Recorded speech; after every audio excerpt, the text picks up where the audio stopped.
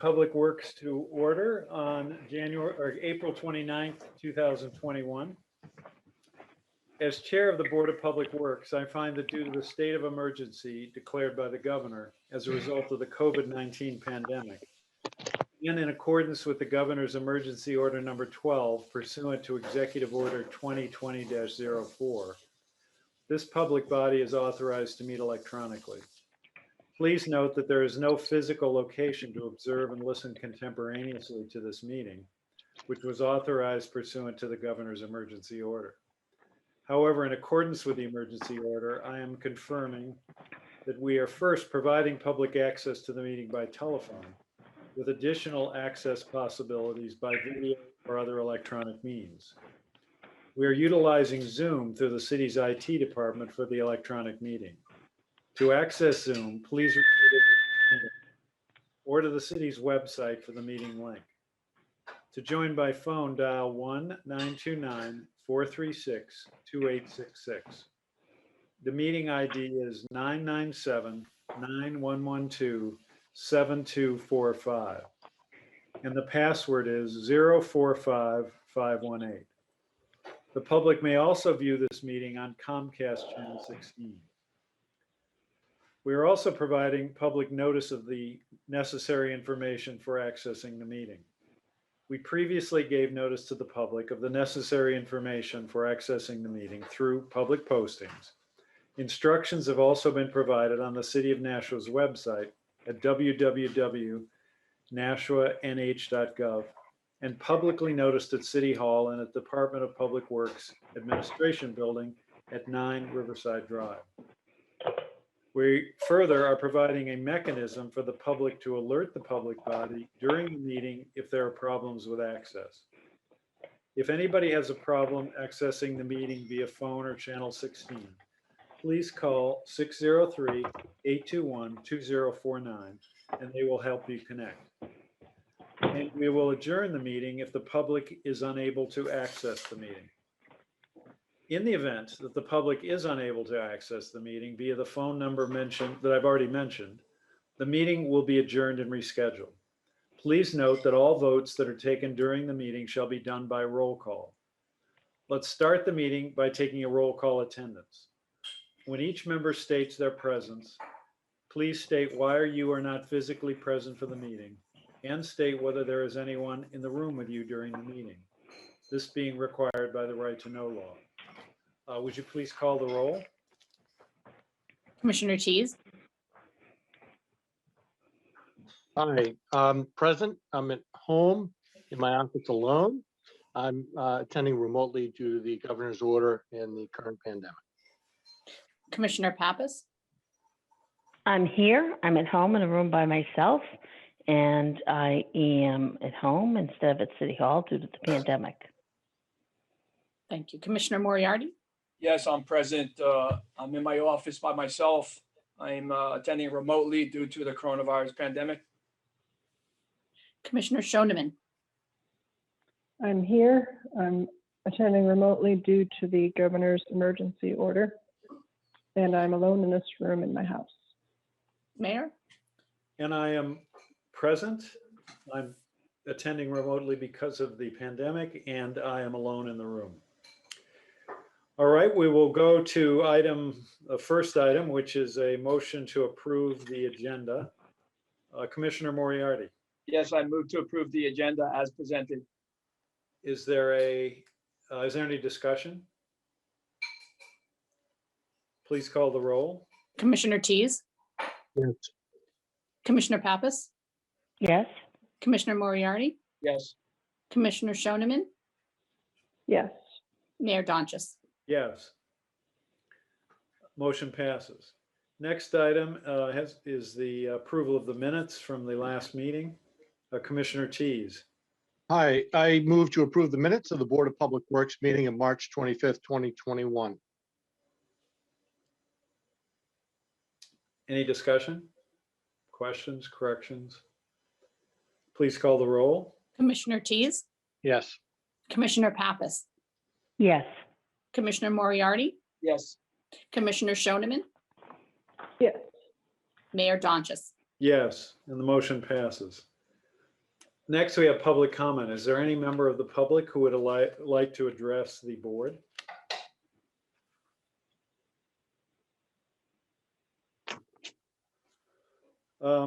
Next, we have a presentation on an integrated plan for the wastewater and stormwater collection systems. Director? Engineer Hudson will start that presentation, Mayor. Okay. Thank you. Dan Hudson, City Engineer. I'm going to make a presentation tonight jointly with Chuck Wilson of Hazen, who's our consultant on this effort. And Chuck will explain what an integrated plan is, but that's what we'll be talking about tonight. And Chuck, are you able to share the presentation? Yes, we'll do so right now. Mr. Mayor, if I may, Yes, Commissioner Pappas. just, we know who Hazen Swanson is, but the folks watching or listening may not know. So we just might want to say which company this gentleman is from. Could you please do that? Mr. Hudson? Yeah, sure. Introduce He's from Hazen, but Chuck, do you want to give yourself an introduction? Sure thing. Thank you, Dan. Thank you all. Chuck Wilson from Hazen and Sawyer, working with the city closely on this project. I'm the project manager for the city on this. And you've done other work for the city. Correct. And just briefly describe what you've done in the past. We've done a lot of work with the city on behalf of them, helping them with the CSO program over the past 10 plus years. So helping to design, plan, and build infrastructure related to the CSO program to reduce CSOs. Which is combined sewer overflow. Correct. All right, so please go ahead. Okay, thank you very much, Mr. Mayor. So I'm going to kick this off and go through a few slides just talking about the history of the program, how we got to where we are, and then Chuck will go into more detail on the integrated plan effort. So next slide, Chuck. So, as part of our US EPA permitting and administrative orders that we're under for that, to address combined sewer overflows, for those that don't know or recall, those are discharges, direct discharges into the river when the system doesn't have enough capacity to handle the amount of flow. So obviously that's concerning for water quality reasons.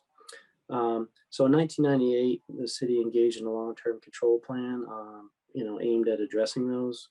The plan at that time was to separate the combined sewers so that you would separate them into separate sewers and separate storm drains. And at that time, that was envisioned to be a 20-year program estimated at about $1 million per mile.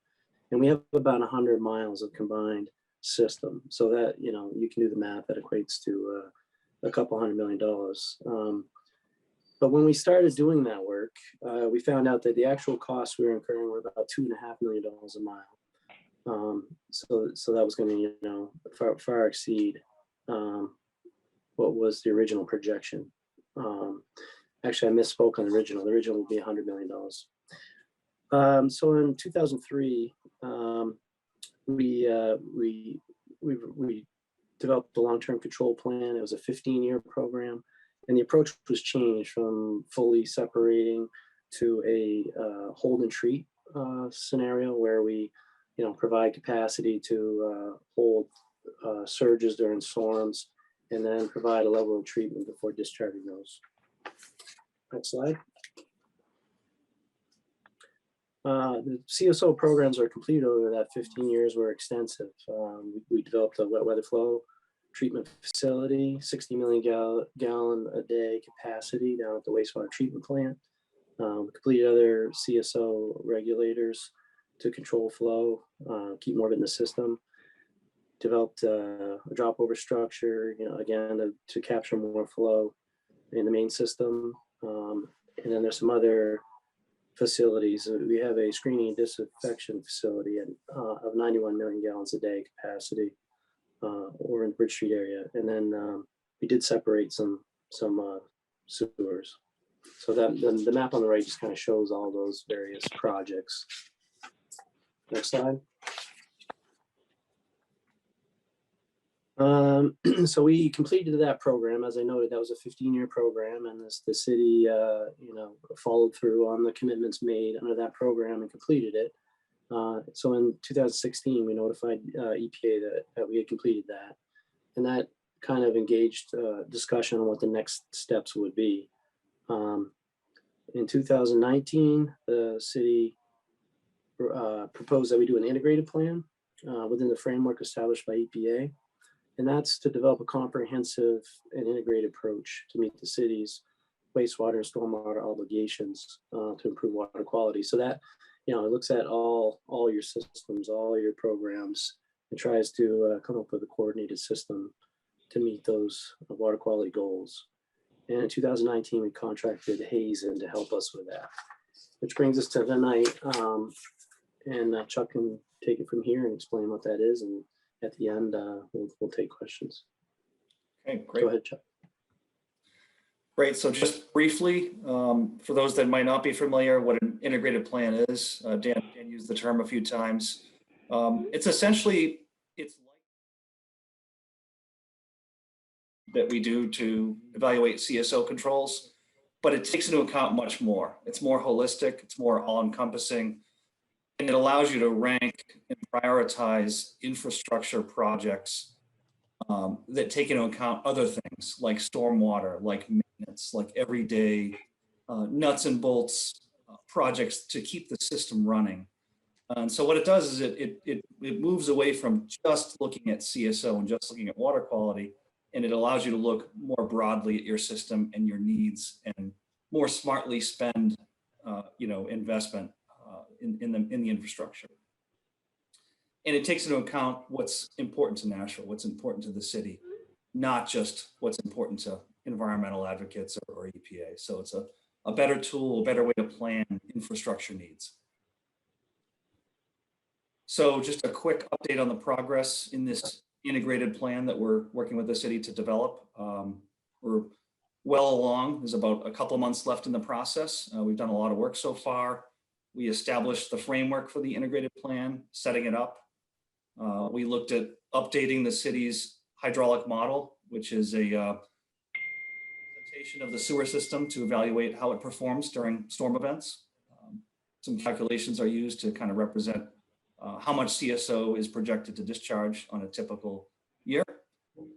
We looked at that CSO performance, and then we looked at what is needed, what's not needed, and looked at all the different types of projects that might be needed in the city, both at the treatment plant, maintenance projects that are included in the CIP, and are working now to go ahead and prioritize all that in a schedule, look at a financial assessment of that to make sure that the projects aren't done in a way that's too fast to create any kind of a financial burden on the city, and then roll all that up in a final report. So you can see at the bottom, the green is everything completed so far, all the tasks in the project.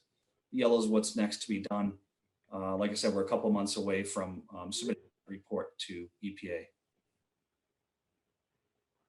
So as part of the process, I'll highlight just a few things that we did throughout the integrated planning project of note. One of those steps was to create criteria to rank projects. So you can imagine the number of potential infrastructure projects that are needed to run the sewer system and the stormwater system and the plant.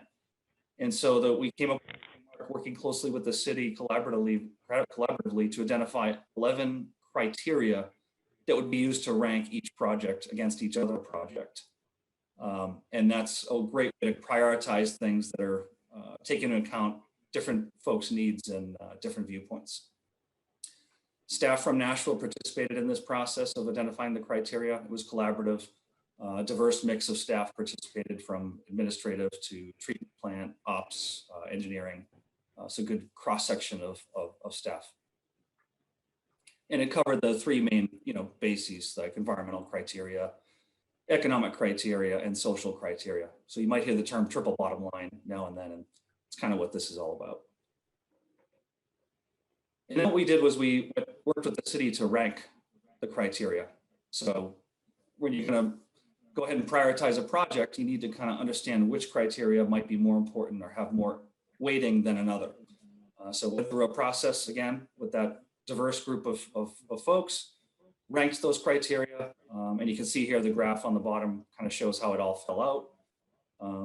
And so health and safety ranked at the top. And then you can see where all the other ones ranked as you go down the list of the 11 criteria.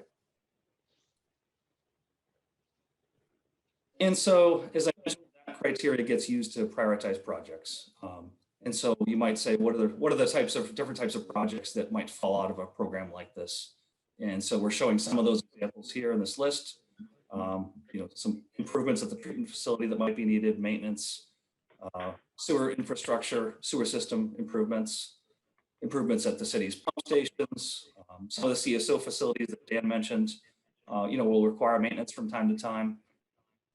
Things in the stormwater system, and then CSO monitoring, ongoing monitoring. So those are some of the types of projects that might fall out of this plan. And of course, in the plan, there'll be a definition and specificity made there. A couple more notes, things to note in the integrated plan. I mentioned the model. Some of you may or may not be familiar with the hydraulic model is. So I'll just kind of give you a little bit on that. Basically use a computer software to kind of predict the types of the quantity of CSO that might be discharged in the system. And we do that as part of the LTCP, the long-term control plan process, to be able to analyze what types of impacts those flows are having on water quality and what types of projects are needed to reduce those. And so we went ahead and updated that model. We put in a bunch of flow meters in the system to collect data within the actual system, within the sewer system. And that helped us update and calibrate that model so that we're making the right decisions and making smart decisions and have an accurate way to look at our system, look at the performance of the system. And what that all boils down to when you go ahead and run that model and use that model to do these calculations I've been talking about, what that means is at the end of the day, we want to understand how much combined sewer overflow there is in a typical year. And so what I'm showing here on the slide is that over the 10, 15, 20 years I went through the history with you on, there's been a significant amount of progress and a significant reduction in the amount of CSO that's actually discharged into the waterways, into the Nashua and Merrimack rivers. And so the graphs here kind of bear that out. And this again comes from the model, and it shows that over 90% reduction has occurred over time through all of this investment and infrastructure work in the history of the CSO program. So as we sit today, there's very little CSO left to deal with in the system. And that's a good thing. You're in a good place. The integrated plan report will reflect this and be submitted to EPA so they can understand that and understand why the city's taken the position that it is in terms of this infrastructure. So the next steps in the integrated planning process will be to finalize that implementation schedule, which prioritizes the different projects that are needed, again, at the plant, in the system, all the maintenance work that's going to be ongoing, and doing a financial assessment, and look at affordability and make sure that the timeline works so it doesn't present a burden to the city, and then wrap all that up into a final report due June 30th to EPA. Yeah. Thank you, Chuck. So this just kind of gives you an overview. I mean, part of the requirements of developing this plan was to have a session like this where we sought we made a public presentation and sought some input. So we're here to take any questions or any input anybody has, and then we'll go forward and develop that plan. All right. Now, I forgot to mention at the beginning of the meeting that our liaison from the Board of Aldermen, Alderman at Large Mike O'Brien, is present, as is Alderman Dowd. Thank you for joining us. Any questions from anyone for the for our presenters, Mr. Wilson, Mr. Hudson? Mr. Mayor, if I may? Sure. Commissioner Pappas. So probably the money that we're spending to reline the sewer pipes, this doesn't have anything to do with that program. Yeah, it does in a way. I mean, that's not That's an operation effort that we do. Yeah, Chuck, can you please stop sharing the screen so we can see everybody? That's an operational effort we do. When we do the cleaning work, and you'll see in a few minutes, I have another presentation on a different subject, but you'll see that we often get obstructions in the pipe network, and that can exacerbate the CSO overflows if the system's not working the way it's supposed to. So that work is all part of this. We clean the pipe, inspect the pipe, fix issues, and that maintains the system so it will function the way it was intended to function. Okay, thank you. Any other questions? Yes, Mayor. Commissioner Moriarty?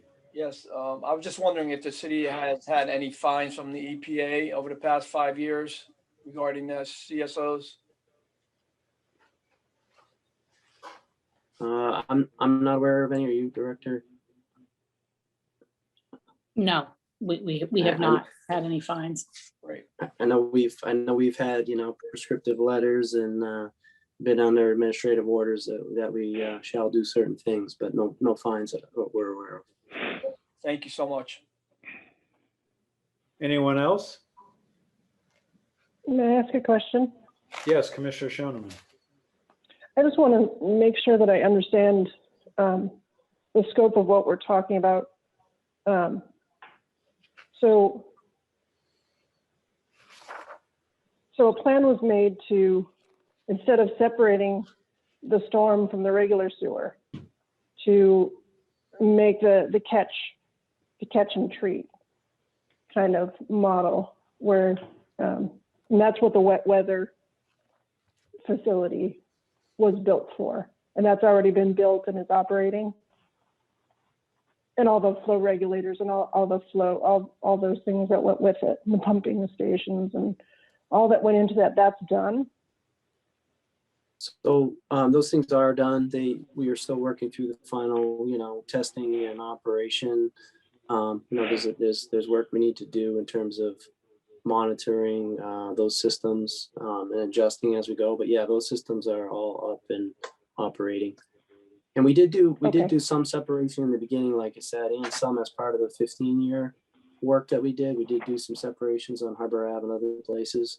But you're correct. I mean, our approach was hold and treat, and that was done, as I understand, fairly intentionally, because we did anticipate over time that the regulations for stormwater would be increasing, and we've seen that through the MS4 permitting process. That the interest is water quality. So one way or the other, you need to assure water quality. So any discharges either through the plant or directly from a stormwater pipe are going to be regulated by some fashion. Okay. So essentially, you've said in this presentation that you did what you were required to do. We made a good plan. We went through with it, and now you're nearly done. Just have to tweak it a little. Yeah, I mean, as these things go, I'm sure we'll develop this plan, and I'm sure EPA will review it, and they'll have some thoughts, and I expect there will be some continuing work that we'll need to do over time just to ensure that this system works the way it was intended, is meeting the goals. It'd be nice to say, we could say to EPA, we're done and there's nothing more to ever do, but that's not how it goes. But yeah, our burden at this point in time is to develop a plan of what we think we should do going forward, and then present that to EPA, and then engage in a discussion about what next steps might be, if any. Okay, thank you. Anyone else? Mr. Mayor? Yes, Commissioner Pappas. Just perhaps because I've been with this project for a bit, so essentially, realistically, these rules change all the time with the EPA. With rules get tighter and that sort of thing. So we're this is one of those projects that we have to realize that we're never going to be done with, if I don't misunderstand. It's just one of those projects that I think that we're just always going to have to be attentive to, and to know that we're going to have to keep up with, because these rules do change all the time. Are you looking for a comment from Mr. Hudson? Yes, because because if people say, okay, 5 years down the road, they say, well, we're still dealing with this. It's been my experience that these rules do change, and just because that that is the way the EPA works, and it's not a disrespect for them or even a diss at all. It's just times change, and they want to tighten up regulations, and they want cleaner water and that sort of thing. So I guess what I'm trying to say is realistically that we're probably going to be under this order for many years to come. I guess that's the way to put it. Yeah, I would concur with Commissioner Pappas's assessment. I mean, there will always be things to do to meet these permitting requirements, and permits do change. We would hope that future financial investments would be measured and not so significant as they were during that 15-year period where we're doing a whole bunch of work, building all kinds of new systems. But of course, that all remains to be seen. We need to develop what we think is the appropriate plan going forward, and work with EPA. And hopefully that's the case. Hopefully they see it as we see it going forward. Thank you. Anyone else? I don't see anything. We will move on to the next item, which is a referral from the Board of Aldermen. Commissioner Shoneman.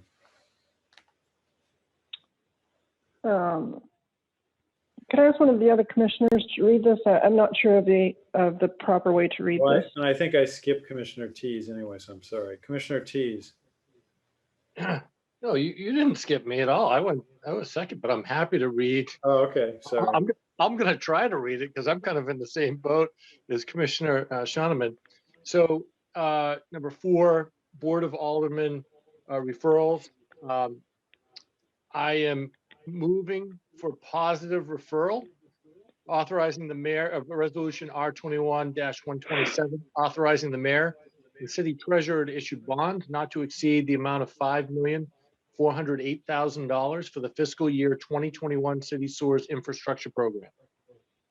Thank you. And I believe the city engineer is going to give us an explanation of the purpose of the expenditure. Yes, thank you, Mr. Mayor. I'm going to attempt to share my screen here. Let's see. Can you all see that? Yes. Okay, great, thank you. So yeah, I wanted to, we've done this, bond request each year, but I wanted to kind of provide an overview for folks on, what the purpose of this is and what we're doing with this money that we're requesting. So just an overview of our system. We have 446 miles of collection system, and that's broken down into combined sewer and such storm drain and separate sanitary sewer. 13 pump stations. There's 9 overflow locations, 8 siphon chambers. That's where we carry wastewater flow under the rivers. And as part of the 8 locations, that's comprised of 22 separate barrels or pipes ranging 60 inch to 60 inch in diameter.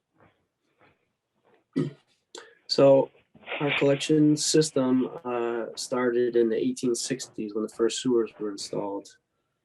We have, facilities originally that were constructed in brick, large brick sewers on our Main Street and other places. Wide variety of pipe sizes, all the way up to 108 inches. And they can be ranged anywhere in depth from as low as 3 feet up to 31 feet in depth. We have almost 32 miles of pipe that's over 100 years old. And then you can see the other stats for the brick sewers, asbestos cement pipe, and about 38 miles of sewer that's under arterial roadways. So what do we do to maintain the system? Well, we do assessment of pipe condition. So we do that through closed circuit television or CCTV. As part of that, we clean the pipe. On the bottom right-hand side, you see a picture of a jetter going up a brick sewer. So that's going through and you use some water to clean all the debris out of the pipe. In the upper right-hand picture, you can see a root ball blocking the pipe. That's the type of thing that jetting activity will clear out. On the bottom left, you see a photo of some sewer that, short segment sewer that's, become misaligned over a year just due to settlement. So we review the video from that CCTV and we identify things that need improvement. So of the rehabilitation options or things we do, one of them is point repair. So that's where you have a collapse as shown on the bottom right at a very specific location along a pipe. The rest of the pipe looks pretty good, but you have to dig up and repair that one spot. So those are point repairs, or basically a repair at any given point.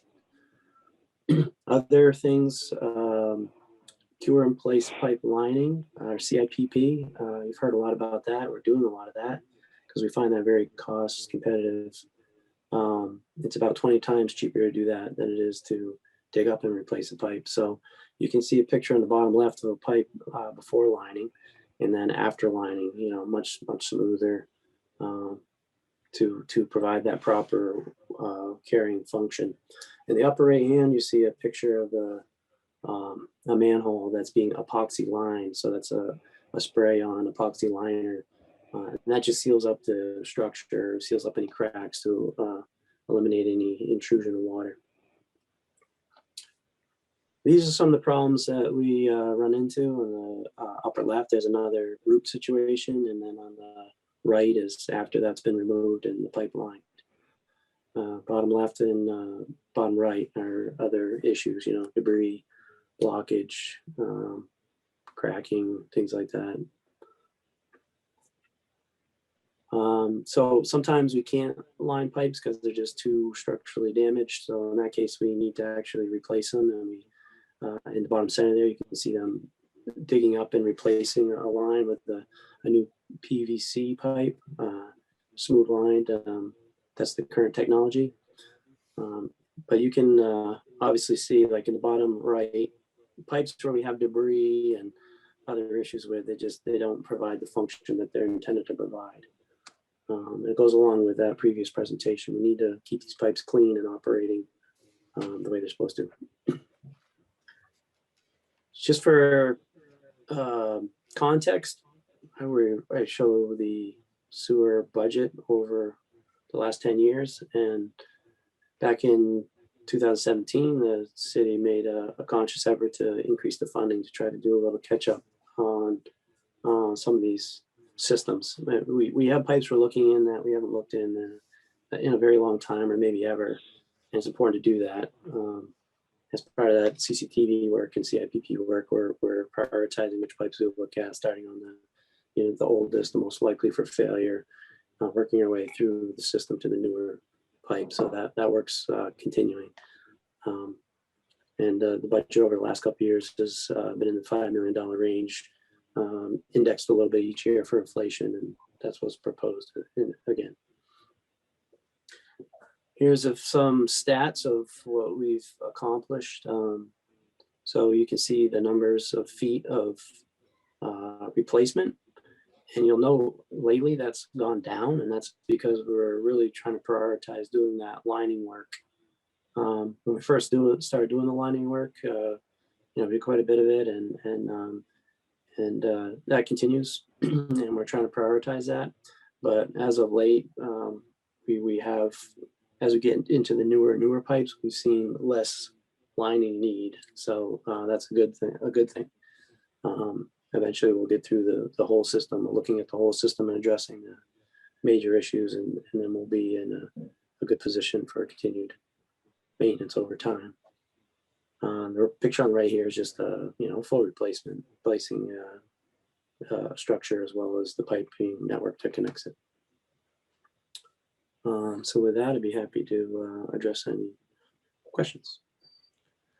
Commissioners, anything? Any questions?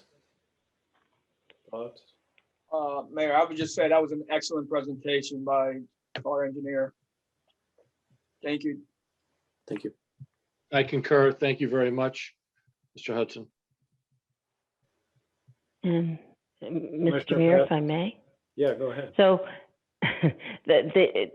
I will say I think the issue of lining the pipes instead of having to dig them up really helps. We've been having sinkhole problems.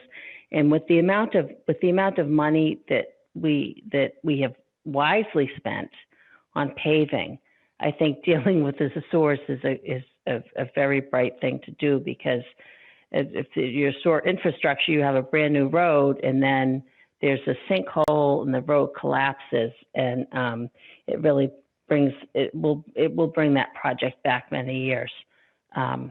So I think that this is a very good infrastructure program.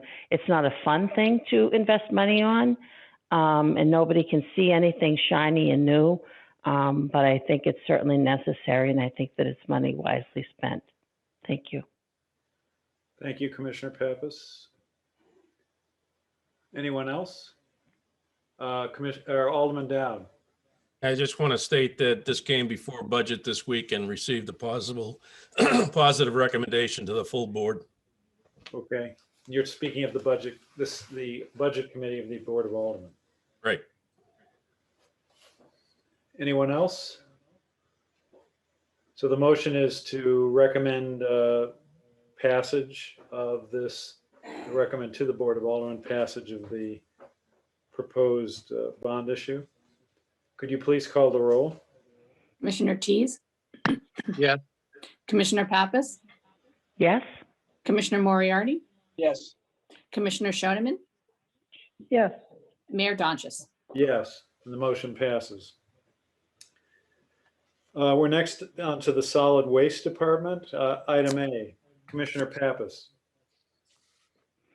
To approve the three-year contract between City of Nashua and Ondas Mechanical and Appliance LLC of Merrimack, New Hampshire for the refrigerant recovery services at the National Recycling Center at the annual cost not to exceed $20,000 pending approval of the FY22 operating budget. The term for this contract will be from July 1st, 2021 through June 30th, 2024. Funding will be through Department 168, Solid Waste Fund, Solid Waste Account Classification 55, Other Contracted Services. And I think Mr. LaFleur is not here today, so Director Photo is going to address this. Sure, thank you, Mayor. So this is for our refrigerators and air conditioners at the landfill, removing CFCs. Last year, our cost was $6 per unit, and this came in at $5 per unit, so less than we were paying. So it's a good deal, and it's contract is from July 1st of 2021 through June 30th of 2024. Mr. Mayor, Commissioner Tease. just curious, I thought the benchmark for transactions coming before us was lifted to 25,000. So why would we be seeing this? Because of the multi-year contract, Commissioner Tease. Thank you very much. So this actually has to be approved. Any multi-year contract needs to be approved by the full Board of Aldermen. So Correct. this will go before, so it's coming before you and the Board of Aldermen, Thank you. regardless of amount, even if it's a smaller contract. Any other comments, questions? All those, excuse me, please call the roll. Commissioner Tease, Yes. Commissioner Pappas, Yes. Commissioner Moriarty, Yes. Commissioner Shoneman, Yes. Mayor Donches. Yes, motion passes. We now have item B, Commissioner Moriarty. Yes, thank you. I move to approve a 3-year contract between the City of Nashua and North Coast Services LLC of Concord, New Hampshire for the processing and disposal of electronic waste from the National Recycling Center at an annual cost not to exceed $75,000, pending approval of the FY '22 operating budget. The term of this contract will be July 1st, 2021 through June 30th, 2024. Funding will be through Department 168 Solid Waste, Fund Solid Waste, Account Classification 55 Other Contracted Services. Any questions or comments? Would you please call the roll? Sure. Commissioner Tease, Yes. Commissioner Pappas, Yes. Commissioner Moriarty, Yes, Commissioner Shoneman, Yes. Mayor Donches. Yes, motion passes. Next item is item C, Commissioner T. I move to approve the 3-year contract between the City of Nashville and Winfield Alloy of Atkinson, New Hampshire for the recycling of scrap metal at the Fort Hills landfill. The term of this contract will be from July 1, 2021 through June 30, 2024, pending approval of the FY '22 operating budget. Revenue generated through this contract will be directed to Department 168 Solid Waste, Fund Solid Waste, Account Classification 44 Charges for Services. Director Photo. So this is just, again, for our metal, we shipped last year about 1,400 tons of scrap metal. This is a new vendor this year. They use a formula to determine what the city will receive based on the American metal market export yard. So there's an index that they use. And Sally Highland and Superintendent LaFleur did the calculations and determined that we would get the most revenue from Winfield Alloy. So we are proposing another 3-year contract and to award to them. Questions or comments? question. Commissioner Moriarty. Sorry, Director Photo, I noticed that Winfield wasn't the lowest bidder, but you're thinking that the city's going to make out in the end because of the contract? No, I know this gets confusing. So these are revenue numbers, Commissioner Moriarty, rather than expense numbers. So Winfield Alloy would give us the most money for our scrap metal. Oh, okay, thank you. Based on the formula. So, yeah, that's confusing. Okay. Commissioner Pappas. So just a quick question is I know that this is a kind of very unstable market. Yes. Is this started to even out at all? Do you have any sense? It has been for probably the past 6 months. It's been pretty much the same. I mean, the markets aren't great right now, but they're getting better. But that's a good point, Commissioner Pappas, because that's why they use the American metal market numbers, because they fluctuate. So whatever that number is, then they take, it's kind of a confusing, but they take that, whatever that number is, less the number 2 bundles price. And then whatever number that is, less the trucking is what the city receives for revenue. Okay. So right, it does fluctuate. So we would watch that prior to shipping to see, what the current market rate is. All right. Thank you. Anyone else? Could you please call the roll? Certainly. Commissioner Tease, Yes. Commissioner Pappas, Yes. Commissioner Moriarty, Yes, Commissioner Shoneman, Yes. and Mayor Donches. Yes, motion passes. Item D, Commissioner Shoneman. I move to approve brush grinding at the Fort Hills landfill for fiscal year '21 in an amount not to exceed $54,480 to the Dirt Doctors of Pembroke, New Hampshire. Funding for this service is through Department 168 Solid Waste, Fund Solid Waste, Account Classification 55 Other Services. Any question, or excuse me, Director Photo.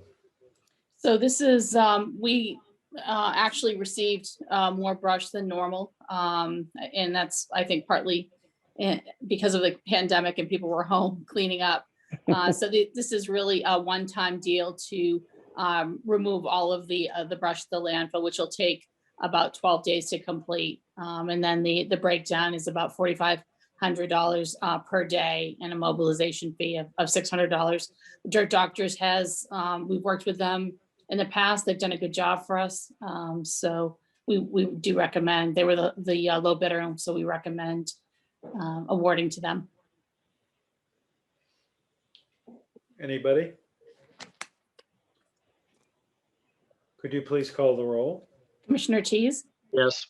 Commissioner Pappas, Yes, Commissioner Moriarty, Yes. Commissioner Shoneman, Yes. and Mayor Donches. Yes, motion passes. Next, we have item E, Commissioner Pappas. motion to approve a 3-year contract with ChemServ Environmental Analysts of Milford, New Hampshire for the water quality testing services at the Nashua landfill sites for the solid waste department in the amount not to exceed $129,797.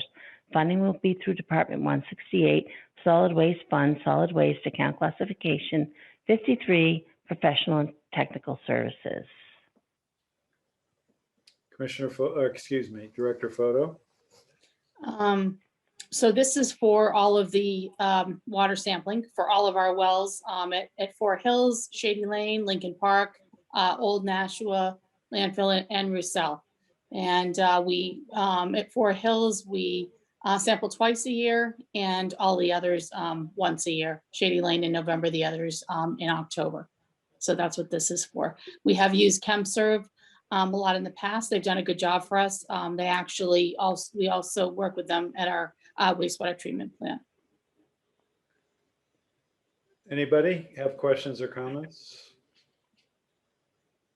I have a Please. question, Oh, if I may. Commissioner Shoneman? Yes. Is the wastewater facility not able to do that kind of testing, or not allowed to do that kind of testing? I assume they have the facilities and the staff that can do water quality testing. So no, we do not have the ability to do this type of testing. We are a certified lab, but we might be able to get trained and certified to do this, but at this time, no, we are not. Okay. Seems like it would save money if we could do it in-house, but I guess we're not able to do that. No, we don't really have the staff or the resources to be able to do it either. Okay. But something. What is it? There are little boring sites, or how does the water extract? They're monitoring wells, Mayor. So at the Fort Hills landfill, we have 38. We have 3 at Shady Lane, 6 at Lincoln Park, 3 at Old Nashua, and 6 at Roussel. And chemserv goes out and actually takes the samples from those wells and then tests them and sends us the results. So that's another thing that's fairly labor intensive. They take all the samples for us. And how frequently? At Fort Hills, it's twice a year, and at all the others, it's once a year. Interesting. All right, any other questions or comments? Mr. Mayor? Commissioner Pappas? So I assume this is something that's required by the EPA to make sure there's no leakage into other, like, just for folks watching. Yes, this is required by DES in our permit. Yes, that's correct. Oh, you're right, DES, and yeah, okay, I got it. The Department of our Environmental Services for the state of New Hampshire. All right, thank you. Anyone else? Mr. Mayor, if I may. Alderman O'Brien. Yeah, thank you. Perhaps maybe, I think some of the board may like to know this, but will this cease at one future point in time? These are old landfills. Or is this something that's going to go on perpetually? Because the fact that the product that we put there at one time being municipal landfills is going to last forever. Yeah, I think it probably will last forever, Alderman O'Brien, because these are already closed landfills. And the state, as part of that closure, the state requires us to continually monitor them. So I maybe someday, but not in the near future. Thank you. Sure. Except for Fort Hills, of course. We all know that's not closed, right? Let's hope not. All right, could you please call the roll? Certainly. Commissioner Tease, Yes. Commissioner Pappas, Yes, Commissioner Moriarty, Yes, Commissioner Shoneman, Yes, Mayor Donches. Yes. We now have item F. Commissioner Moriarty. the motion is to approve a 3-year contract for air quality and landfill gas sampling and analysis services at Shady Lane Landfill and New Searles School for the Solid Waste Department with TRC of Manchester, New Hampshire, in the amount not to exceed $69,300. Funding will be through Department 168 Solid Waste, Fund Solid Waste, Account Classification 53 Professional and Technical Services. So Or excuse me, Ms. Photo. this is a contract to monitor the air quality in Shady Lane and New Searles schools. The TRC has done this work for us for a number of years. We've been very pleased with the work. What they essentially do is put air canisters in the school, and they monitor them 3 times a year in October, December, and March. Anyone? if I may, Mr. Mayor, Commissioner Pappas. just a lot of folks may not know why, to just explain why you have to monitor the air quality in the school. Because they're both near landfills, Okay, thank you. closed landfills. Thank you. Sure. And we've never had any issues, by the way.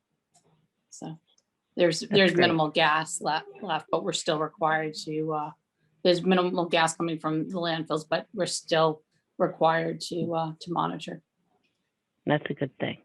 Yes, Thank you. absolutely. Could you please call the roll? Sure. Commissioner Tease, Aye. Yes. Commissioner Pappas, Yes, Commissioner Moriarty, Yes, Commissioner Shoneman, yes, Mayor Donches. Yes, the motion passes. We're now to the wastewater department. Item A, Commissioner Tease. Yes, I move to approve the purchase of a Fairbanks brand vertical solids handling pump from Hayes Pump Inc. of Concord, Mass. for the amount of $29,624.95. Funding will be through Department 169 wastewater, fund wastewater, account category 71 equipment. I think Mr. Boucher is with us. Thank you, Mayor. Dave Boucher, wastewater superintendent. So Northgate Pump Station operates with 2 pumps. It's our largest pump station. We replaced the pump last year. We have 2 pumps for redundancy. The second one is also an old pump. It's starting to show fatigue. So this is a spare pump to have on hand should that one fail. I'd like to get it now before the old pump does fail, because there's a long lead time. It's 12 to 14 weeks before we can get the pump in. All right, anyone? Alderman O'Brien. Yeah, thank you. And to what Mr. Boucher, was it last year when that pump failed? And I know I was kind of sweating bullets about it. Because we were, we're relying on some old equipment here that hasn't been, our infrastructure that brought up to be modern. So this would save us in the long run. That's correct. Last year it was around February. And then we realized it was a long lead time to get the second one in. So we'd like to get this one in before the second one fails.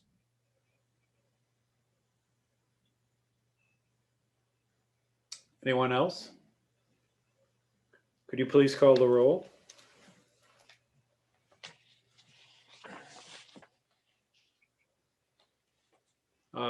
you're on mute, sorry. Commissioner Tease, Yes. Commissioner Pappas, Yes. Commissioner Moriarty, Yes. Commissioner Shoneman, yes, Mayor Donches. Yes, and the motion passes. Item B, Commissioner Shoneman.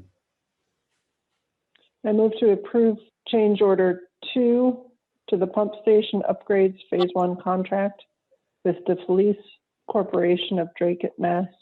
An amount not to exceed $27,235.18 for additional electrical upgrades needed at the Newton pump station. Funding will be through Department 169 wastewater, Fund SRF loan, activity pump station upgrades, Phase 1. So, Any, well, first we need I can speak with Mr. Boucher, sorry. all right, thank you. Thank you, Mr. Mayor. Yeah, so the Newton Pump Station is an upgraded pump station. It was upgraded during Phase 1. Initially, we had worked with Eversource to have power pulled off of a particular telephone pole nearby. They later said that we couldn't pull three-phase power, which was required for the pump station, off the existing telephone pole. So they did agree to put in a new telephone pole for us where we could pull three-phase power off of. Unfortunately, they could only install it 300 feet away from where we wanted the original pole to be. So this is the cost for the additional digging from the new pole to our control panel, along with the conduit and all the additional wiring. Anyone? Could you please call the roll? Commissioner Tease, Yes.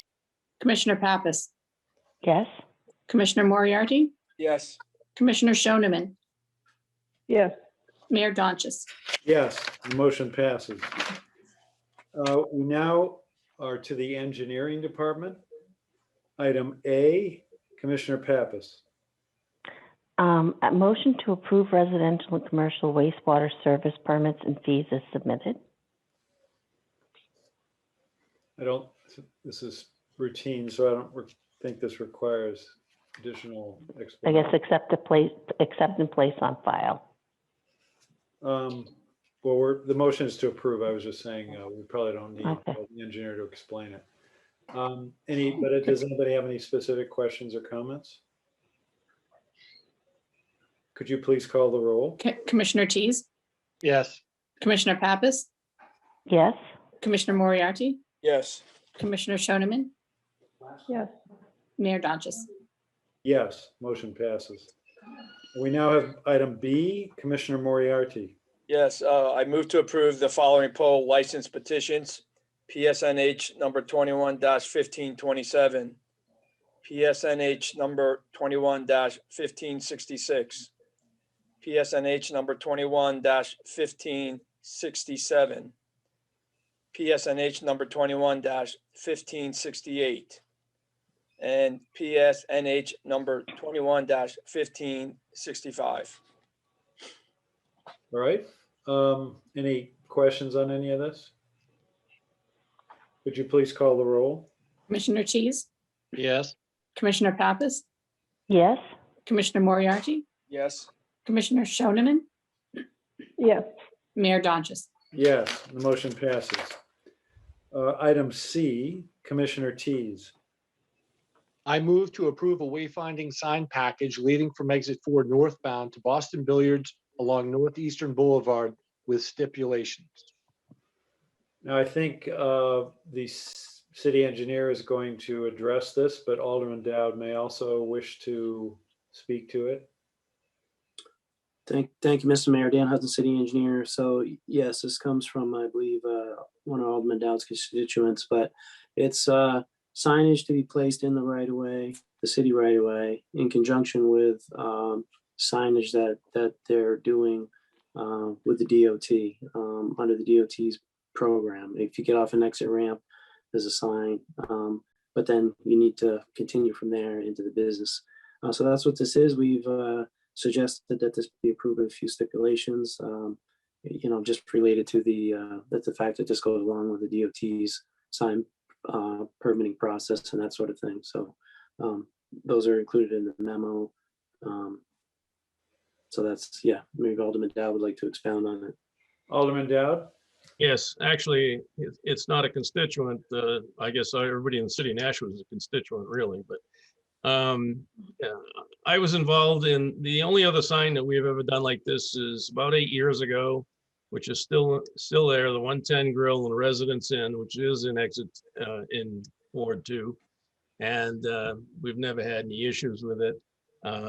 The three companies involved that are going to have the signs have been struggling through the pandemic, and they're trying to recover some of their business. They have contacted the state. The state will not allow them to petition for the sign on the highway until they have authority to put the turn sign authorized by the city. That has worked extremely well for the 110 Grill and the Residence Inn up here in Ward 2.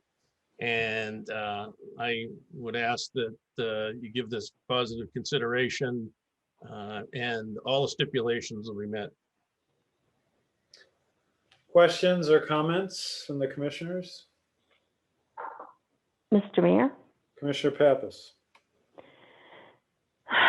So, boy, I remember a few years ago, it was with your predecessor. We had worked out, there were some stipulations. The concern is if, God forbid, but one of the businesses go under, that those signs are there. And kind of stuck there, and who's going to be responsible for taking them down. And so I do remember that there was an issue. It was I want to say probably maybe 8, somewhere around 8 years ago. I don't know. But there was a bit of a snafu because some of the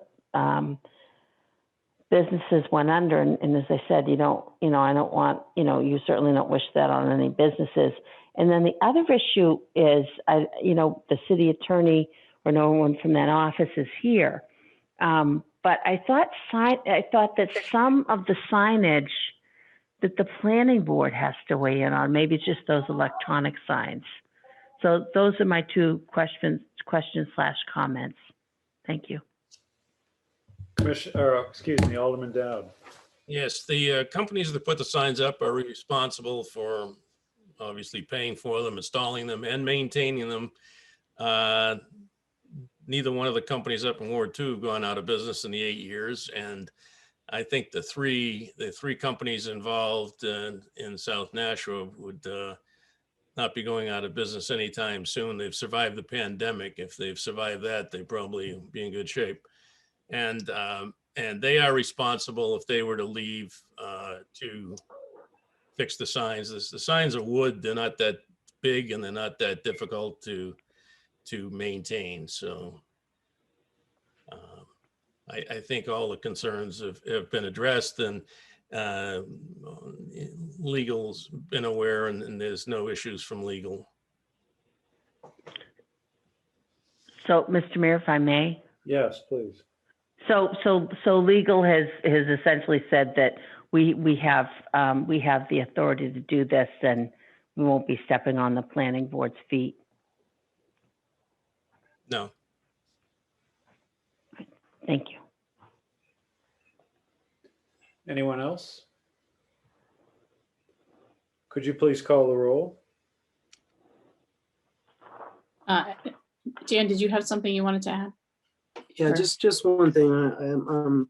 Maybe Alderman Dow can confirm, but I don't know if there's an issue in the memo. What the motion says, exit 4 northbound, and the memo I drafted says exit 4 southbound. I just want to make sure we're routing from the correct. I don't think it has an effect. I think the sign where the sign's going, that doesn't matter. But I don't know if we need that distinction, or maybe just remove the southbound or northbound from the motion. Yeah, I don't think that I would say it's primarily for southbound because I'm assuming that's where the highway sign's going to be. But if you came off the northbound, you'd also could see the sign to take that right. Up in Ward 2, we have to have two signs because there's two turns. Here, there's only one sign because there's only one turn, and that's mandated by the state. The signs in question will be placed at the intersection of East Dunstable and Harris Road, if I understand correctly. Right. So, Mr. Mayor, if I may, Go ahead. so will it be exit 4 southbound or northbound? As I understand it, Commissioner Pappas, I think it's really neither because it's at that intersection where that gas station is as you get off the highway, whether you've come from the south or the north, you have to travel in a westerly fashion Okay. to get to Harris. So it probably doesn't matter. Okay. Oh, okay, gotcha. Would anyone object if I just took out, if I amended it to take out northbound? The motion is amended to remove the northbound, the word northbound, unless there is some objection. All right, well, that motion with the amendment is still pending. Any other discussion or questions? Could you please call the roll? Commissioner Tease, Yes. Commissioner Pappas, Yes. Commissioner Moriarty, Yes. Commissioner Shoneman, Yes, Mayor Donches. Yes, motion passes. Next, we have item D, Commissioner Shoneman. I move to approve change order 2 to the pavement management service contract with Santec Consulting Services Incorporated of Burlington, Mass. In an amount not to exceed $31,600. Funding will be through Department 160 Admin Engineering Fund Bond Activity Paving. Mr. Hudson? Thank you, Mr. Mayor. So we're doing quite a bit of paving as usual, and to determine what should be paved and then what type of treatment and how we're progressing, we need to assess what's out there, similar to the CCTV for sewer. So this program is one in which we have hired Stantec Consulting Services to assess a third of the city's 300-mile network each year, roadway network. Last year they did the middle third of the city, and this year they would do the northern third. But they go through and do a third of the city each year on a rotating basis, and that updates all our information and records about conditions of roadways, so we can see how fast they're degrading and prioritize improvements and track that over time. So that's what this is. It was a multi-year, but with each piece being separately authorized each year. All right. Anyone? All right, could you please call the roll? Commissioner Tease, Yes.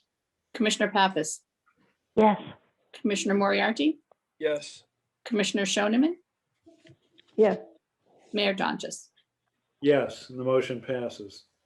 We now have item E, Commissioner Pappas. I'll move to approve change order number 5 for the 2019 CIPP lining project with Kenyon Pipeline Inspection of Queensbury, New York, in the amount of $200,000. Funding will be through Department 169 Wastewater Fund, Wastewater Activity Stormwater Abatement.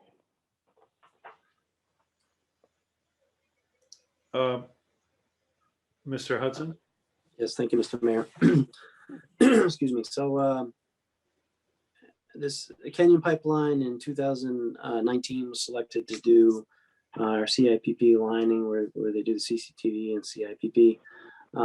We have rebid that work out, and we have a new contractor that will be starting in the June timeframe. What this is intended to do is to bridge a gap until they start. So it's a continuation of efforts they've done to date. This is important for us to do because part of what we're doing is looking at those pipes that are under proposed paving streets. So this is an extension of that contract, and on the completion of that, our new contractor will begin work, like I said, in the early June timeframe. Commissioners? Would you please call? Mr. Mayor? Oh, Commissioner Pappas. I'm just going to say, I know, we kind of sneeze. You look at that amount of money compared to what we spend in wastewater, just because of the expense of it. People say, oh, that's a lot of money. They don't discuss it. But how much money it saves to do this is absolutely huge. And, I just want the public to know that, so that, the stuff gets done before we do the paving, and then it makes everything last longer. And I want people to know everyone likes to get a good deal. And I think that this is a good deal. Thank you. Anyone? All right, could you please call the roll? Commissioner Tease,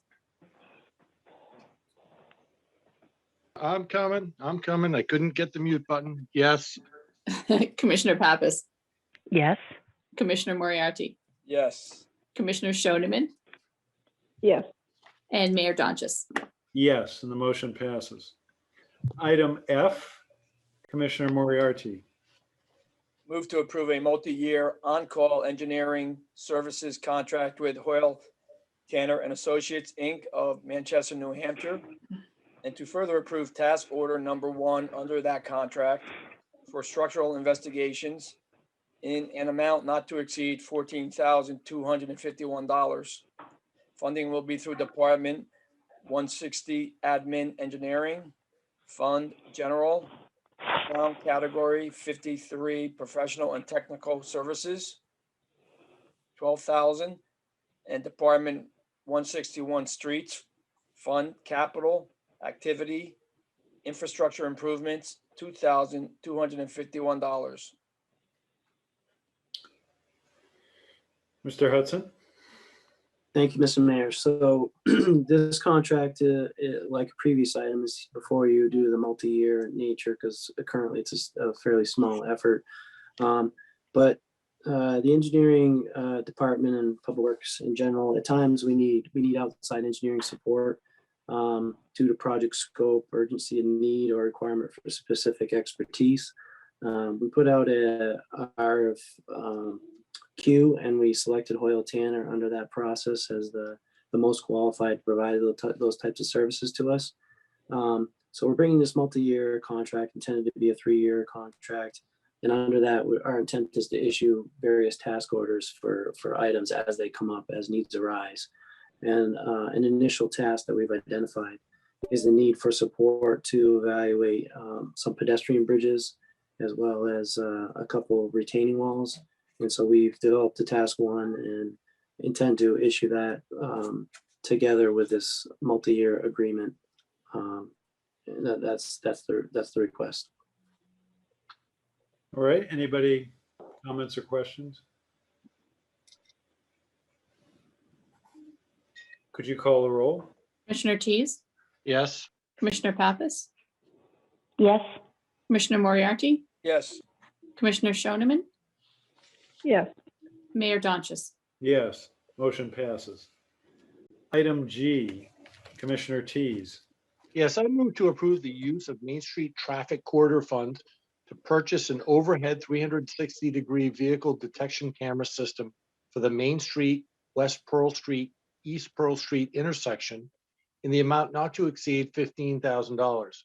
Funding will be through Department 160 Admin Engineering, Fund Trust, Account Category 71 Equipment. Mr. Hudson? Thank you, Mr. Mayor. We've brought before you many times detection camera replacement projects for different intersections. This is for one on Main Street at West Pearl and East Pearl. Like the others, the equipment that we currently have has reached the end of its useful life.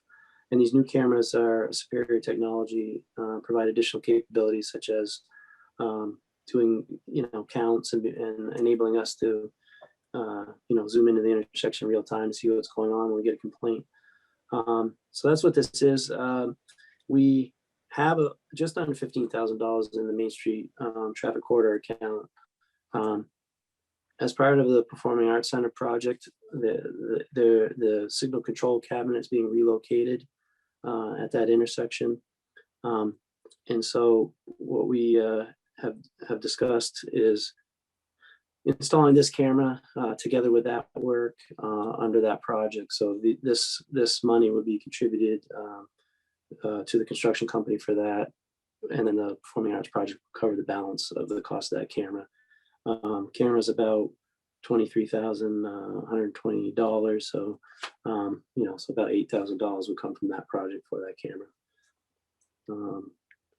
Commissioners? Mr. Mayor?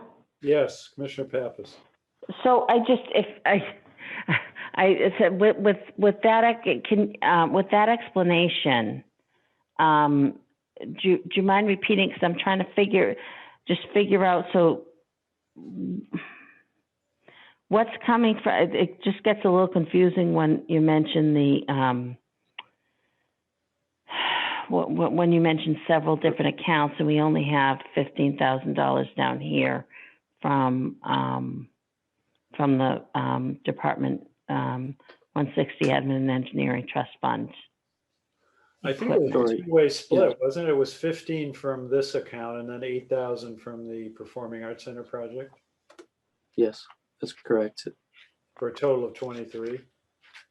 Yeah, we're sharing the cost. The board has agents to approve expenditure from the quarter accounts. The intent is that you would, approve us using that money that's in that account towards the cost of the camera, and the balance will be covered by that other project. Commissioner Pappas, Okay. does that answer the question? Well, what would happen if we didn't? Is there a problem with not replacing the camera? What's there is functioning okay, but like I said, it's close to the end of its useful life, and so we would not have the added capabilities that this camera system has. One of the things that we've had discussions about is Main Street and changing various traffic patterns, potentially changing street directions and that sort of thing. But we're really at a disadvantage because we don't have a lot of traffic count data along that corridor, and it's a very busy corridor. So our goal is to install more of these type of cameras, especially in busy areas like Main Street, so that we can learn more, continuously count traffic, on a continual basis, and that'll enable us to maximize efficiency of the system that we do have. So that's why we're making this request. But the one we have now is currently working. Is that correct?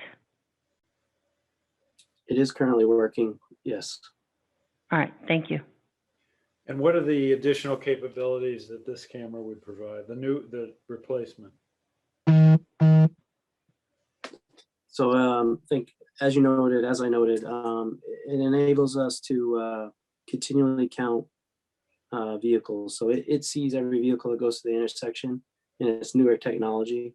So it sees the vehicles go through and it counts them. And so we can go, we can look, we can, over time, we can see how traffic patterns change. We can tell you, okay, over the last week, 56% of the people turn right and so many others turn left.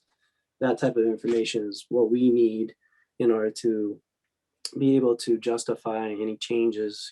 Should we get people call and say, can you extend the signal timing over here to better accommodate this side street? And you're in a difficult position to be able to address that question without that type of data. So that's what it enables us to do. It's just, in addition to providing the function like a loop or an older camera would do, where it puts in a call and you get a green light when your turn comes. It enables us to collect a lot more data and more intelligently make adjustments to the system. All right, anyone Mr. else? Mayor? Yes, Commissioner Pappas. if I may do a follow-up. So I assume that the traffic count would be very different if we didn't have those blocks on Main Street. I assume since it's the main thoroughfare, we're just doing it due to COVID. So I assume traffic counts would be very different if we did not have those blocks downtown. Yeah, that is true, and that's one of the things. Like currently, we have one of these cameras down at the main water intersection, so we can compare. We can say, okay, you know, how many people are on Water Street when there are barriers versus there aren't barriers, and kind of compare and contrast and see how those patterns change. You know, if we're gonna put barriers up, you know, maybe it warrants changing the timings for that period of time that it's up, right? And those are the things that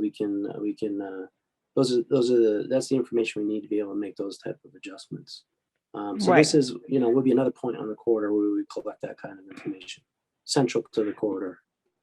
Right, but, I'm sorry, Mr. Mayor, if Go I ahead. may. Go ahead, yes. So you would admit that the data you're going to get would be very different when there are no when there are no barriers there. Yeah, I mean, a Okay. certain amount of traffic is going to go through regardless, but yeah, I do believe that some people, you know, take other routes when there's fewer lanes on Main Street, and so that Yeah. you know, we can see how things change using this technology. Thank you. Anyone else? All right, could you please call the roll? Commissioner Tease, Yes. Commissioner Pappas, No. Commissioner Moriarty, Yes. Commissioner Shoneman, Yes, Mayor Donch, excuse me, Mayor Donches. Yes, and the motion passes. We next have item H, Commissioner Shoneman.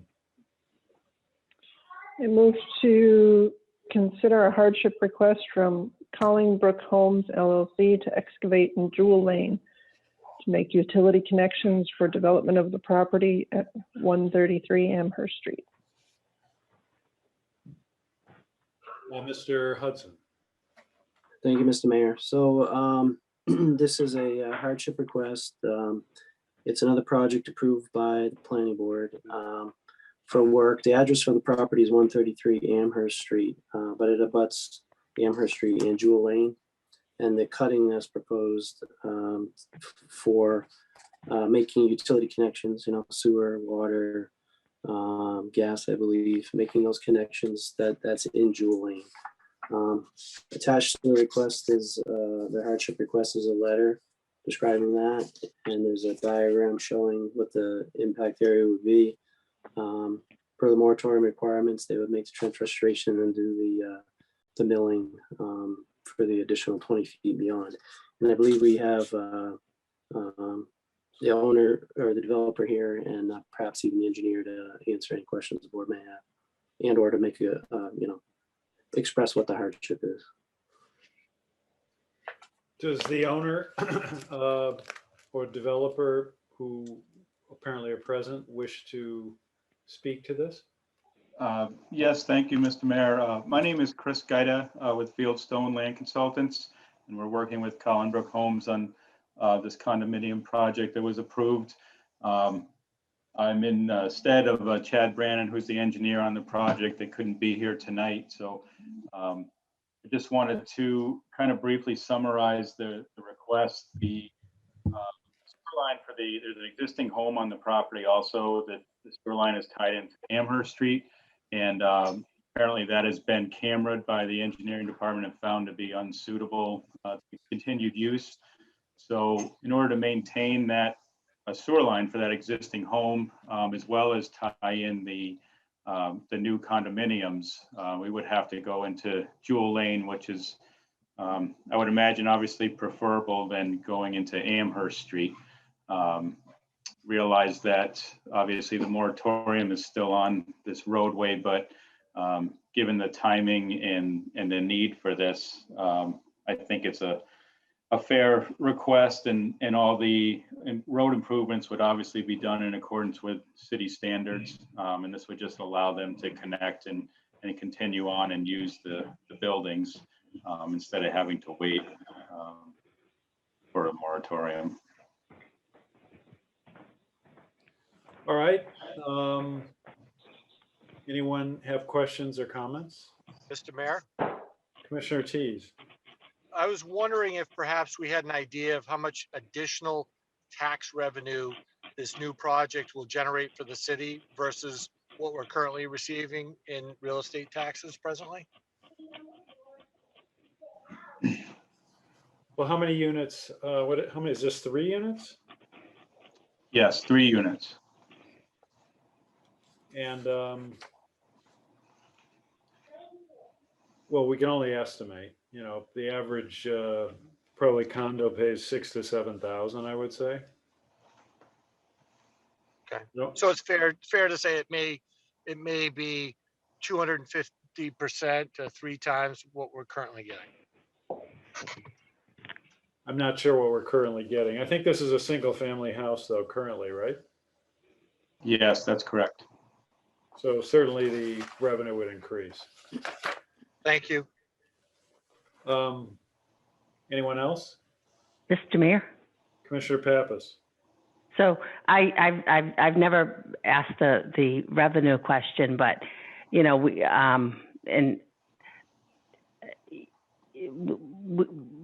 my point is when we take tax revenue, it still means that's more housing that you have to have police, fire, schools for. So it's not necessarily clean. Oh, that's how much money we're going to get. Not that I resent any city services that any home, condo, or apartment gets, but I'm just saying it's not like that's absolutely free money coming into the city. I know I've heard the fire, I think it's the fire chief that said that, you know, with all the new stuff going in, they may need a new fire station. They may need additional staff. So, you know, certainly it is revenue into the city, but it just, what I'm just saying, it's kind of comparing apples to oranges is all. That's my point. Thank you. Anyone else? Could you please call the roll? Commissioner Tease, Yes. Commissioner Pappas, No. Commissioner Moriarty, Yes. Commissioner Shoneman, No. Mayor Donches. Yes. Motion passes. We next have item, I. Commissioner Pappas. Okay. I'm sorry, I misplaced my glasses here. To approve drain layers license for Barris Construction of Rayboth, Mass. In accordance with National Code 255-19, issuance of drain layers license, and authorize the Division of Public Works to temporarily suspend the license if the work is found to be unsatisfactory during the initial 6 months of the probationary period. Mr. Hudson. Thank you, Mr. Mayor. So this is one of 4 drain layer applications this evening. As noted, this Barros Construction submitted an application. References were checked and found to be positive. However, since they haven't done work in the local area, we did add that additional stipulation as we did for the first time last month, where we request a right to temporarily suspend the license if needed. But you know, we don't expect any issues, so we recommend approval. And we have 3 of these in a row. So are the same comments applicable to all 3? The only one we didn't include that stipulation on, Mr. Mayor, was for Sunshine Paving Corporation. They're our paving contractor, and they've done excellent work for the last couple of years. So we didn't feel the need to add it, but we wouldn't mind adding it. It wouldn't matter. Well, we've But got that's the only one three, tonight we we've got the included. three new ones, items I, Right. J, and K that have the 6-month probationary period, and then the fourth one, item L, does not. Because of the experience you've had with them, correct? Correct. All right, any questions or comments on, why don't we take these all together? Just any questions or comments on, at least the questions and comments, you can direct them to any of these drain layer licenses. Does anyone have any questions or comments on any of these? All right, could we call the roll on item I? Commissioner Tease, I believe, needed to leave, Mayor. Commissioner Pappas, Yes. Commissioner Moriarty, Yes. Commissioner Shoneman, Yes. Mayor Donches. Yes, motion passes. We next have the item J, Commissioner Moriarty. Move to approve a drain layers license for Picard Excavation LLC of Hudson, New Hampshire, in accordance with Nashua City Code 255-19, issuance of drain layers license, and authorize the Division of Public Works to temporarily suspend the license if work is found to be unsatisfactory during an initial 6-month probational period. Unless anyone has comments or questions on this, I will ask the director to call the roll. Commissioner Pappas, Yes. Commissioner Moriarty, Yes. Commissioner Shoneman, Yes. Mayor Donches. Yes, motion passes. Item K, Commissioner Shoneman. Move to approve the drain layers license for Neshoba Paving Company of Westford, Mass. in accordance with Nashua City Code 255-19, issuance of drain layers license. And authorize the Division of Public Works to temporarily suspend the license if work is found to be unsatisfactory during an initial 6-month probationary period. Unless there are questions or comments here, I will ask the director to call the roll. Commissioner Pappas, Yes. Commissioner Moriarty, Yes. Commissioner Shoneman, Yes. Mayor Donches. Yes, motion passes. Item L, Commissioner Pappas. I'll move to approve a drain layers license for Sunshine Paving Corp. of Hudson, New Hampshire, in accordance with Nashua City Code 255-19, issuance of drain layers license. Unless there are questions, I will ask the director to call the roll. Commissioner Pappas, Yes. Commissioner Moriarty, Yes. Commissioner Shoneman, Yes. Mayor Donches. Yes, motion passes. So now we have an informational item, item M. Do we have any information on that? I think it's in. I think it's in the packet. All right, so that's self-explanatory. Unless anybody has any questions, we will go on to administration. Administration Department, we have 2 informational items. The DPW facility update. I don't know that there's anything new, but if there is, the director will mention it, as well as the director's report. Thank you, Mayor. So no, we do not have a DPW facility update at this time, although it appears that we are going to have a closing on Burke Street. And I keep saying this every every month, right? I keep putting it off a month, but it looks like now towards the end of May or early June. So we're hopeful that will happen, and I'll certainly keep the board updated as if that changes again.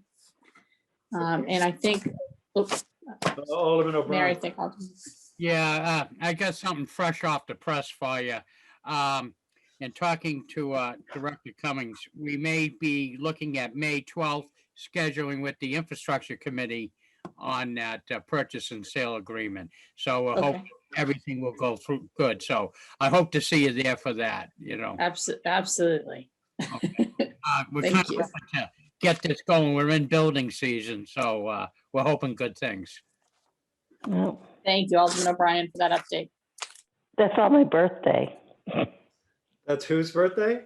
That's my birthday. Oh, well, we'll give you a birthday, So it probably will go through. $3 million birthday present. I'll have to mention it. Happy birthday, early birthday. Thank you. All right, so now we have the director's report. I think Lauren, are you there? Can you share the director's report for me? Okay, thank you, Lauren. I'm gonna try to, I'm losing my voice this evening. I'm not sure why. I think maybe talking too much today. So I'm gonna try to get through this. Today, we had a vaccine clinic. I want to thank Director Bagley and the mayor for making that happen. We were able to vaccinate about 40 people today at our administration building.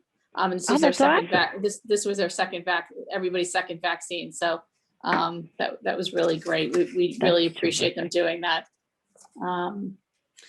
This is a sewer repair on Northeastern Boulevard. Our contractor SUR West is working under our sewer rehabilitation contract and repaired a collapsed sanitary sewer on April 20th. And Northeastern Boulevard is included actually in the 2021 paving program.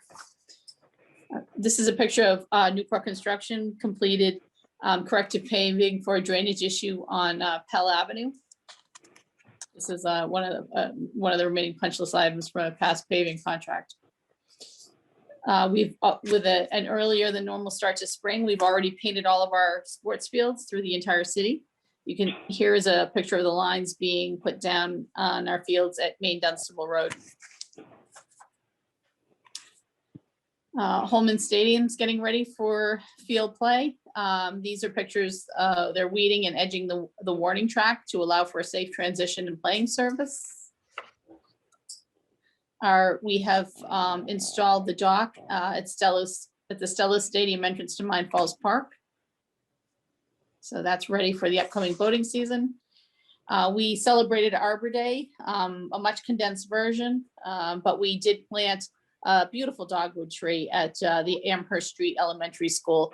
There were only a few of us in attendance, myself, Mayor Donchis, Superintendent Popolo, and the principal and vice principal of Amherst Street School, and Eversource Representative Ian Farley. And street crews have been out repairing lawns that were damaged by plows. And this is work on Karen Street and on Whitman Street. This is a guard rail repair that was actually done at the Holocaust. And we also pressure washed the granite at the park. So it's looking good. I should also probably mention too that Fred Teboom is putting in 2 additional benches. And I think that's going to be the last additions at the Holocaust. But we helped him pour the pads for those 2 new benches. This is a picture of street crews repairing a catch basin on Fairview Street, and that had failing brick and mortar, which caused it to sink into the pavement. The street department crews excavated to remove and install a new sewer service for the Stonehouse bathroom facility at Greeley Park. That had a failure, so we needed to replace that. But that's all up and running now. Those bathrooms are operational. Here is one of the things too I should also mention while I'm talking about the Stonehouse is that we've discovered that we need to replace the roof. It has some rot in the beams, so we are looking to for quotes right now to get that done, because we certainly don't want anything to happen to that building. Next is the street crews replacing the finishing layer on a mill and fill project on Spalding Street. This is the Greeley Park Road boat ramp. We installed a handicap boat loading ramp as part of the boat ramp project, and that's been completed and the rails have been completed. So we hopefully we'll be having a ribbon cutting soon there. The street crews placed the Jersey barriers. They didn't actually originally place them, but after they were painted, they moved them out in place. So we have been working on Holman Stadium repairs to replace deteriorated capstones on the brick walls and repoint the brick face of those walls. This is a repair of deteriorated concrete on the edge of the Water Street ramp that our street crews fixed. We had an emergency sewer repair to locate a broken sewer service and replace the sewer service on Terry Street. Again, with our street department folks did that. This is one of our collection system crew members and a wastewater assistant cleaning the grease from the North Gate pump station. It's important to remove the grease from the pump station so they can continue to move the sewage along in the system.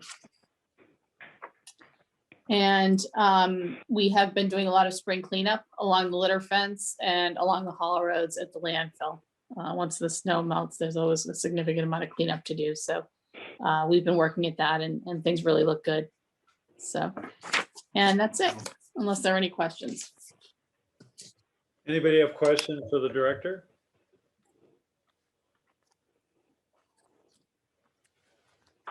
All right. We will now go to commissioners' comments. Do any commissioners have comments? Mr. Mayor, Commissioner Pappas. I have two items. And the first one is downtown. I know, heading southbound is not an issue, but heading northbound really tends to be more of an issue with the barriers.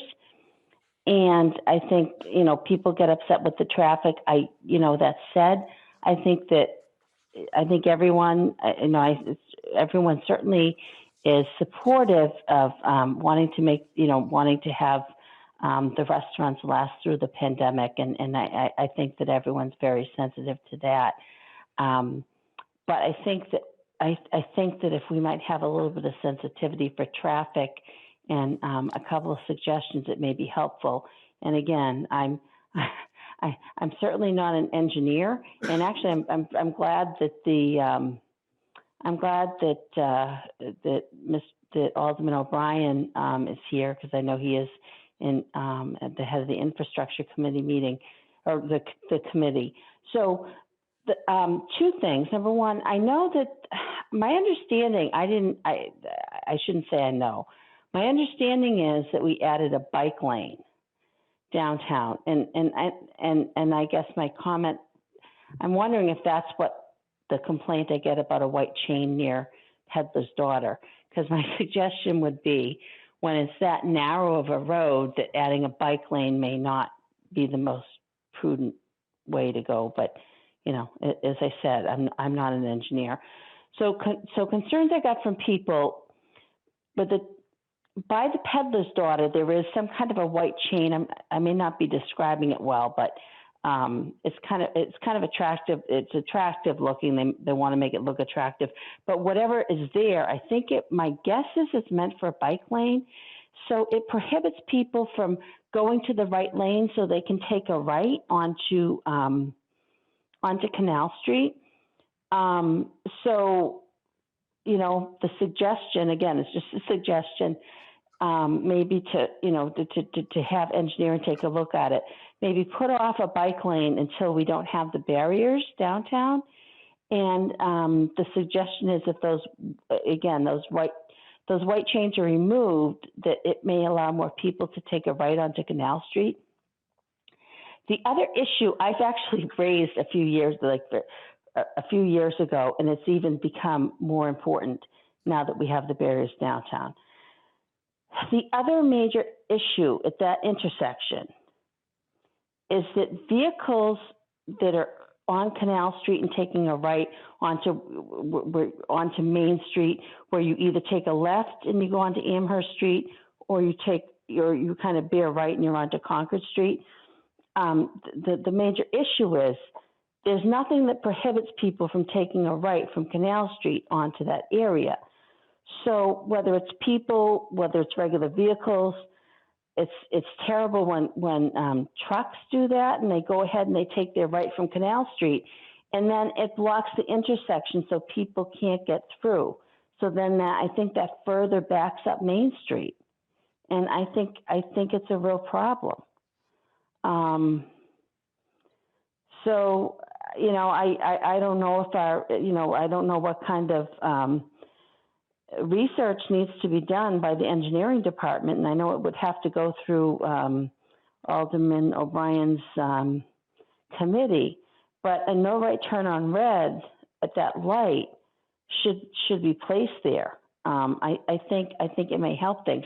Now I have to admit, this is the month where I'm getting cars inspected in my mechanics downtown. So I will say I don't have a problem at all getting down through Main Street. It's when you come back the other way.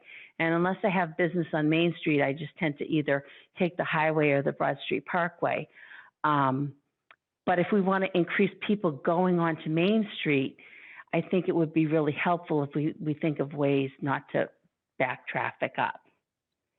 So that's my first issue, because I do think it's important to listen to the public. And as I said, I don't get that irritated coming back the other way because I do what I can to avoid that. But I do try to listen to people. The other issue is that I have. I'm glad both Alderman Dowd and Alderman O'Brien are here. And maybe I'm being a little bit picky, but I guess I can be a little bit sensitive to I don't want to say my employees, but I want to say that I didn't hear from any DPW employees, but I do what I can to try to listen to infrastructure committee meetings, because I think that the BPW and infrastructure kind of go hand in hand. And there was a presentation last night, and I fully agreed there's a big problem on Amherst Street near where there's a really popular sandwich shop there, and it does create issues, traffic issues. And City Engineer Hudson had attended the meeting, and I think because it was Alderman Dowd's ward, he went ahead and presented the plan, and just for future reference, I think for respect for city staff, I think the solution that was presented, and I don't know if I'm sure if Alderman Dowd came up with it, he'd run it by the city engineering department. But I think that plans should be presented. If we ask our employees to attend meetings, I just think that the public might be more, I think that they might be more confident in plans. Just if they hear, yeah, this is coming from the city, this is coming from the engineering department. And as I said, I do think that the issue was a problem. I think the plan that was presented was a very good plan. But I just would never want to feel like we're slighting any city employees who attend meetings and that's their expertise. And I think the closest example, Mr. Mayor, I can think of is, if you happen to be at a meeting and you are an attorney, and if you happen to be at a meeting and the city attorney's office wasn't there, I don't think you would speak or present for them. And again, it just, maybe I'm being a little bit picky, but I guess maybe I'm being overprotective of our employees, because I would never want anyone to feel slighted when they go ahead and take the time to attend the meetings. So that's all I have. Thank you. All right, any other commissioners' comments? Alderman O'Brien. Thank you. Well, let's get the commissioners and then we'll allow them. Yeah, I think that's fair. Thank you. We'll come to the liaison. If commissioners have comments, does anybody else have comments? All right, let's go to Alderman O'Brien. Thank you. I'm very pleased that Commissioner Pappas does, at least virtually or whatever, join us with the infrastructure meeting. I encourage you all. They are interesting, you know. But there's a lot there. A couple of different things. I didn't really know so much about the bike thing, but what I did see is, and perhaps maybe Director Photo can say it, that the barriers aren't completely out to what in distance off the curbing of what they were last year, in taking account of the bike lane. So there has been no minus to the traffic flow of traffic. In other words, that was compensated by moving the barriers closer to the particular curbing. The other thing about anything that goes on in infrastructure, we consider it really important. I encourage all aldermen who write any type of ordinance to seek the counsel of the city engineering department, whether it be something as mundane as a stop sign or anything else. So when it comes to our committee, and that's why I think the city engineer, Mr. Hudson, was present last night to bring that point out, because we rely, none of us are traffic engineers on infrastructure, and we rely, I agree with Commissioner Pappas. We are very grateful to have some great employees and their engineering skills to work for us, and we take what they say, you know, very important. Something that was important with this, there seemed to be a safety issue with it. And I think, not to put words in Mr. Hudson's mouth, but it seemed engineering did agree with that and making a change. And it was the due diligence of a ward alderman bringing it to the attention, and that's the way that basically the system works. So strongly encourage that to happen. And I thank Commissioner Pappas for bringing it to the attention. Thank you. Alderman Dowd. Yes, that particular item on Amherst Street's been an ongoing thing for a long time. And I had two issues last night that I presented. Both of them I had checked in advance with Engineer Hudson to get coordination. And if the city engineer had issues with something, we probably wouldn't present it. So the coordination is always ongoing with city engineering, and Mr. Hudson and I have communicated on several issues in the past since he's been here, and had nothing but great success working with city engineering. All right, thank you. Anyone else? Mr. Mayor, Commissioner Pappas. if I may, since we have Alderman O'Brien here, so as I said, I do what I can to avoid the traffic coming northbound on